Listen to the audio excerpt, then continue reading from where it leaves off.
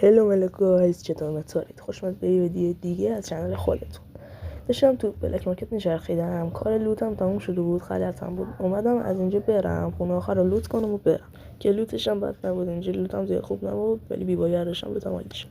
اومدم اینجا بیام بیرون، یهو حس کردم اون بالا یکیه. گفتم بذار اسنایپر این بگیرم ببینم واقعا کسی هست، که دیدم نیست. گفتم منصرفشم برم. که اومدم برم گفتم بذار یه بار دیگه بگیرم، شاید بود. دیدم بله بنده خدا داره لوت میکنه که اینجا یه شات خورد. دوباره اومدم شات بعدی رو بهش بزنم، دیدم نیست، غیب شد. یهو اینجا اومد ظاهر شد. یا خدا اینجا نینجا شات نمیخوره، چون اینجوری موومنت میزنه اصلا. پشمام ریخته بود، تا حالا اینجوری ندیده بودم. اینجا اومدم نایفش کنم که بعدی حیف.